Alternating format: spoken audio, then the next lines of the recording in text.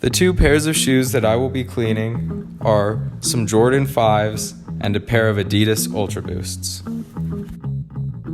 The tools I will be using are a dish to mix soap in, a hard bristled brush, a soft bristled brush such as a toothbrush, and I'll be using some Dawn dish soap and some paper towels. The parts of the Jordan 5 that are important to know are the sole, the outsole and midsole, the upper, which on this shoe is made of leather, the toe box, the lace guards, and the tongue. On the Adidas, there's the upper, which is made out of Adidas prime knit material.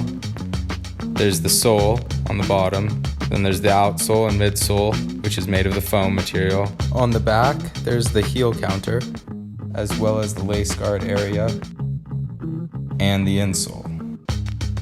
The first step for any pair of shoes you want to clean is to remove the laces.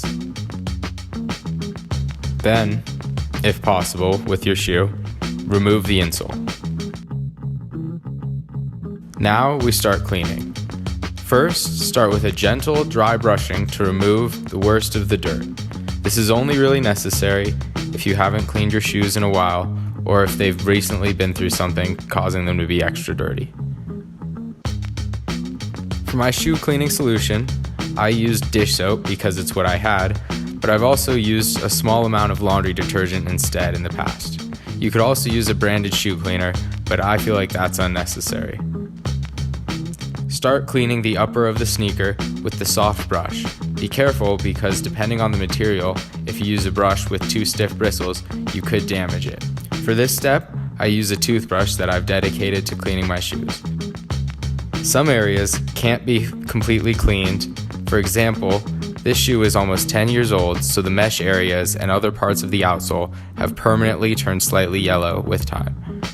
Don't forget the tongue and the lace guard area. Now switch to using the hard brush, using it to clean the outsole and the midsole, but being careful not to damage the softer parts of the upper.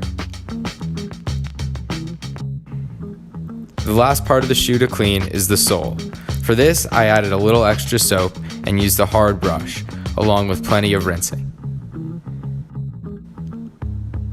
After a thorough rinsing to ensure there isn't any soap or dirt left on the shoe, pat it dry with a towel or some paper towels and leave the pair outside to dry. If you're cleaning multiple pairs at once, like I am, you will want to change your cleaning solution between pairs as it can get a little dirty.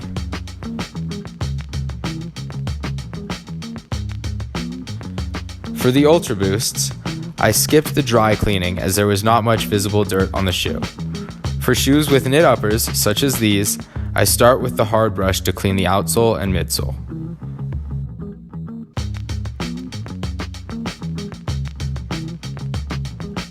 Then I use a soft brush to clean the spots where I notice discoloration from wear, mostly around the toe area.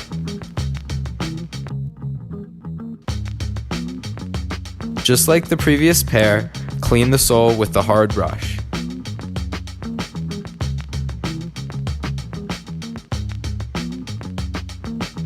Make sure to rinse out all the soap and the dirt that you can.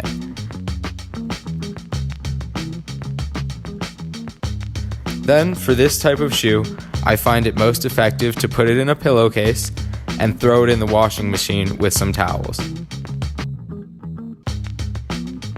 This technique only really works for knit upper shoes and isn't technically recommended on the official Adidas website. Make sure that you let the shoes air dry. Do not put them in the dryer. After letting them dry overnight, replace the soles back into your shoes. Now, you have to lace the shoes. This was one of the hardest parts for me to learn and is still kind of frustrating to me when cleaning shoes.